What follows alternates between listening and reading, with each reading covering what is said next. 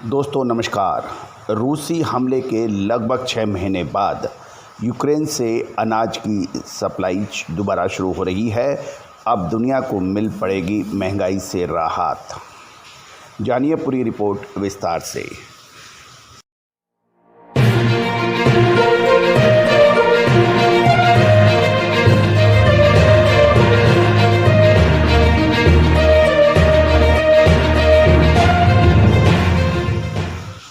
रूसी हमले के करीब 6 महीने बाद यूक्रेन से अनाज लेकर रवाना हुआ जहाज दुनिया को मिल सकेगी महंगाई से राहत।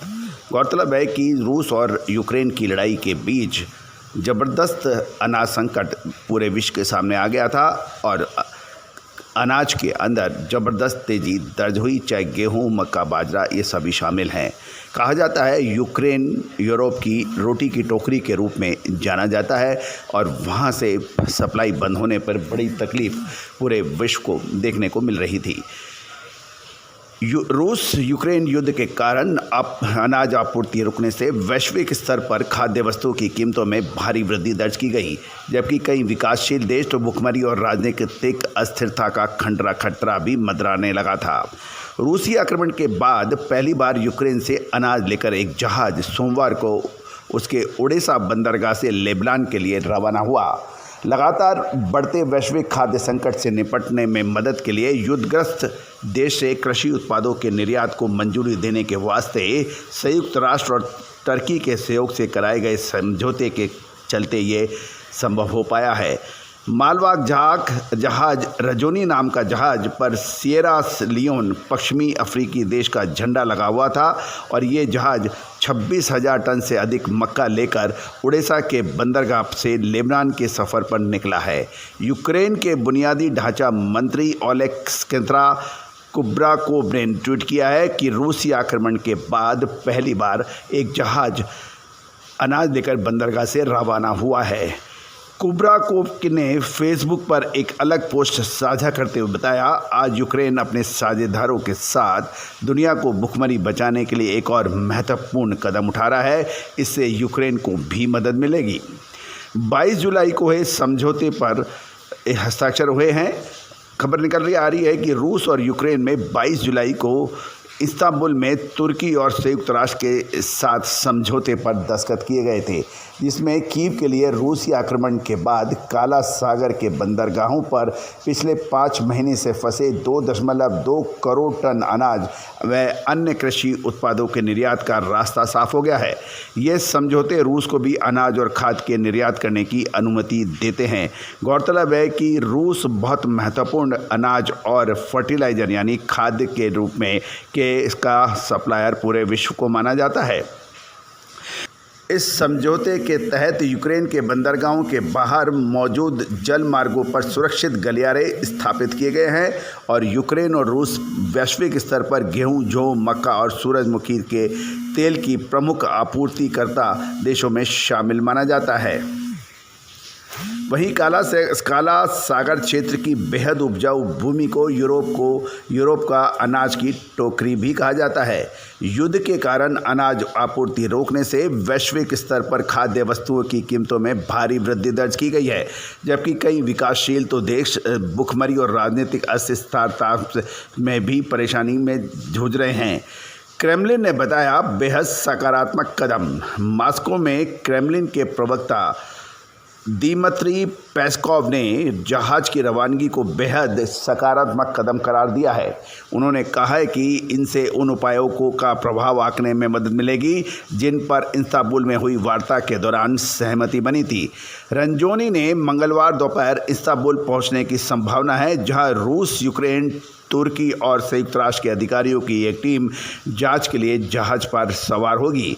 इसके बाद लेबनान रवाना कर दिया जाएगा। तुर्की के रक्षा मंत्री हुलूसी अकार ने सरकारी समाचार एजेंसी अनादोलू को दिए गए साक्षात्कार में चेताया, वैश्विक खाद्य संकट अफ्रीका से यूरोप और तुर्की में बड़े पैमाने पर पलायन से गंभीर खतरे को जन्म देता है।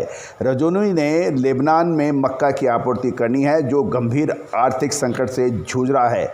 2020 में बेरूत में लेबनान के मुख्य बंदरगाह पर भीषण विस्फोट से उसकी राजधानी हिल गई थी और बड़े पैमाने पर अनाज की खेप नष्ट हो गई थी। लेबनान मुख्य रूप से यूक्रेन से अनाज, गेहूं का आयात करता है।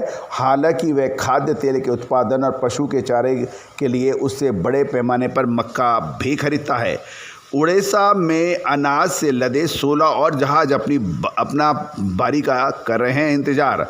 इस बीच तुर्की ने कहा है कि सुरक्षित गलियारों से अन्य जहाज भी अन्य अनाज लेकर यूक्रेन के बंदरगाहों से निकलेंगे। यूक्रेनी अधिकारी ने बताया कि ओडेसा में अनाज से लदे 16 और पोत अपनी बारी का इंतजार कर रहे हैं। ये पोत 24 फरवरी को यूक्रेन पर रूस के आक्रमण के बाद वहीं पर फंसे हुए हैं। हालांकि कुछ जहाज कंपनियां अभी भी काला सागर में अनाज के निर्यात से बच रही है। उनका कहना है कि काला सागर में खदानों से निकला पानी मौजूद है और बंदरगाह व अनाज के गोदामों पर रूसी हमलों का जोखिम भी अभी तक बरकरार है। संयुक्त राष्ट्र के महासचिव एंटोनियो गुतेरेस ने उम्मीद जताई है, अनाज आपूर्ति वैश्विक खाद्य सुरक्षा के लिए खासकर सबसे नाजुक मानवीय संदर्भ में बहुत आवश्यक स्थिरता और राहत लेकर आएगी। वहीं कुबराकोव ने दावा किया है, आपूर्ति युद्ध से प्रभावित यूक्रेनी अर्थव्यवस्था के लिए भी मददगार साबित हो सकती है। उन्होंने कहा, बंदरगाहों को खोलने से यूक्रेनी अर्थव्यवस्था को कम से कम $1 अरब का विदेशी मुद्रा राजस्व मिलेगा और कृषि क्षेत्र को अगले साल के लिए योजना बनाने का मौका भी हासिल होगा। उधर यूक्रेनी नागरिकों ने भी जहाज की रवानगी पर खुशी जताई है। यूक्रेनी नागरिकों ने जहाज की रवानगी पर खुशी जताई। उड़ीसा निवासी ओलेना वितालीना ने कहा, आखिर जीवन आगे बढ़ रहा है और कुछ सकारात्मक बदलाव हो रहे हैं। बंदरगाह का संचालन जारी रहना चाहिए क्योंकि ओडेसा एक बंदरगाह शहर है। हम यहाँ रहते हैं, हम चाहते हैं कि यहाँ चीज़ सक्रिय रहे, हमारे लिए कुछ भी ना रुके। यूक्रेन से अनाज आपूर्ति की बहाली के बीच देश में भीषण लड़ाई अभी भी जारी है। रूसी सुरक्षा बलों ने जहाँ देश के पूर्वी हिस्से पर हमले तेज कर दिए हैं, वहीं यूक्रेनी सेना रूस के कब्जे वाले अपने दक्षिणी भाग को दोबारा हासिल करने के लिए के जद्दोजहद में जुटी है। यूक्रेन के राष्ट्रपति कार्यालय ने कहा है, दोनेत्स्क क्षेत्र में रूसी गोलीबारी में बीते 24 घंटे में कम से कम 3 नागरिकों की मृत्यु हो गई है, जबकि 16 अन्य घायल भी हो गए हैं। वहीं खार्किव ने रूसी हमले में 2 लोगों के गंभीर रूप से जख्मी होने की खबर है, जबकि क्षेत्रीय गवर्नर विताली किम के मुताबिक माइकोलेव ने रूसी गोलीबारी में एक अस्पताल की इमारत भी ध्वस्त हो गई है और कई एम्बुलेंस को भी नुकसान पहुंचा है। हमले में 3 नागरिक घायल होने के समाचार हैं। दोस्तों, ये था एक बहुत महत्वपूर्ण सकारात्मक कदम रूस और यूक्रेन के बीच लड़ाई में, क्योंकि पूरा देश न केवल दोनों देश अपितु पूरा विश्व खाद्यान्न संकट से जूझ रहा है और गेहूं और अनाज के दाम आकाश छू रहे हैं। फर्टिलाइजर्स के दाम भी बीच में बहुत ज़बरदस्त तेज हो गए थे, क्योंकि रूस काला सागर के जरिए ही ये आपूर्ति होती थी। दोस्तों, हमारे चैनल पे आप जुड़े रहिए और देश दुनिया की खबर के साथ आपके लिए आपका अपना चैनल अजय एस्ट्रो मनी गुरु।